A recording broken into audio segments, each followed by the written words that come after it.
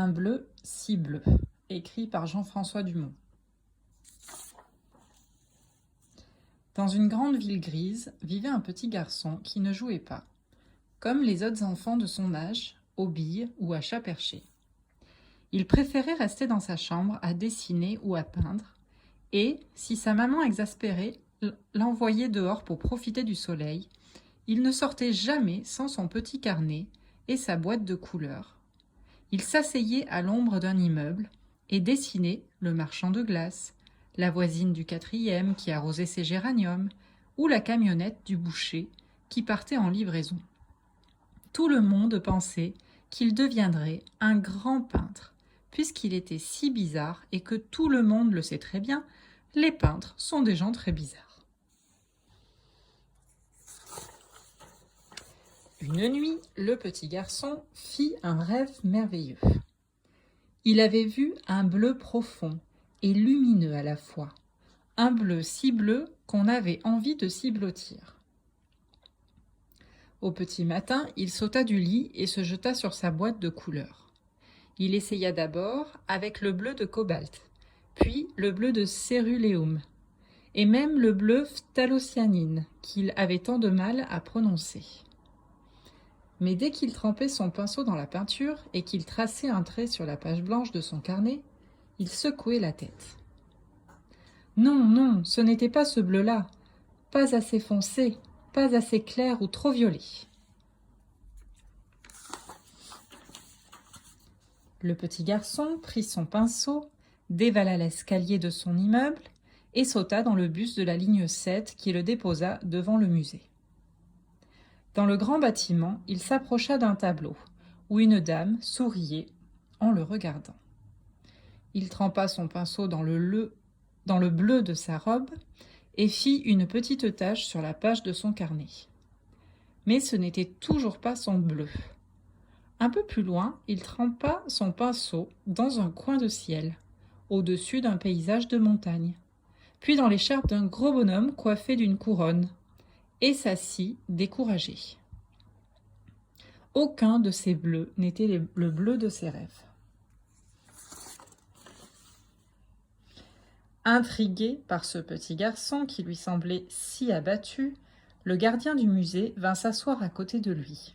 « Que cherches-tu donc dans ces tableaux pour y tremper le bout de ton pinceau ?»« Je cherche le bleu de mes rêves, un bleu doux et fort à la fois, un bleu si bleu qu'il donne envie de s'y blottir. » Le gardien réfléchit en se grattant le menton.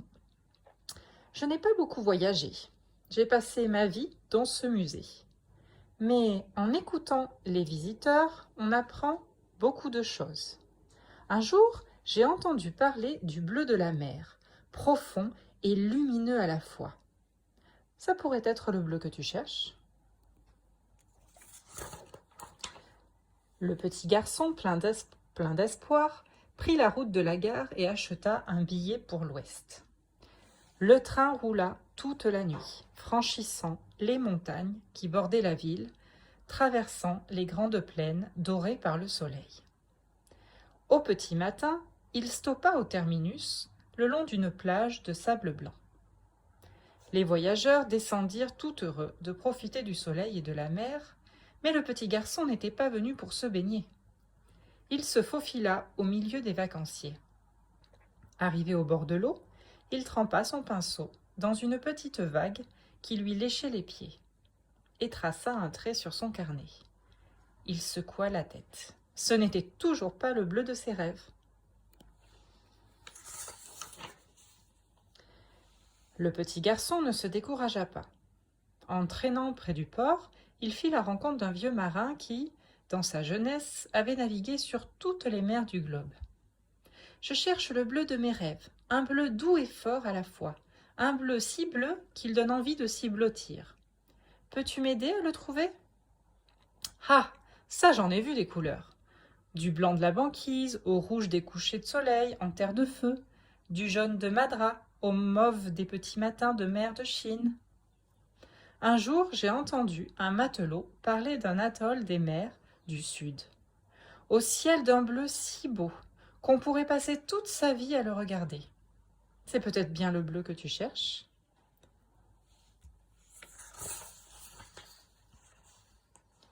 Le petit garçon embarqua aussitôt sur un cargo. Il traversa l'océan et ses tempêtes, affronta le froid, des nuits polaires et les typhons du Pacifique. Et un jour aborda dans une île des tropiques.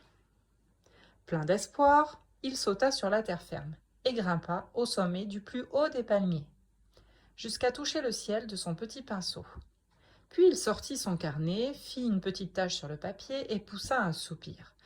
Non, ce n'était pas le bleu de ses rêves.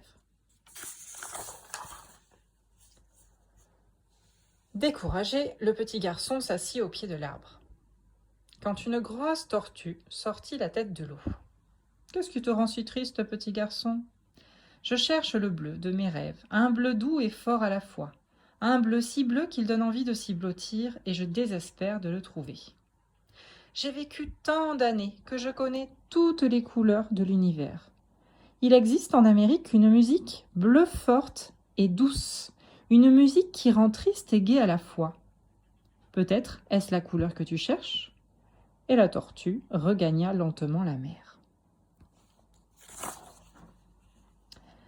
Le petit garçon traversa l'océan, remonta le grand fleuve Mississippi, et une nuit poussa la porte d'un bar miteux. Sur la scène, un musicien commençait à jouer. Le petit garçon s'assit au premier rang et ferma les yeux. La tortue avait dit vrai, cette musique était si belle qu'elle rendait triste et gaie à la fois. Il se leva, sortit son carnet et trempa le bout de son pinceau dans les notes qui s'échappaient de la guitare. En traçant un trait sur le papier, il croyait enfin avoir trouvé, mais il secoua la tête.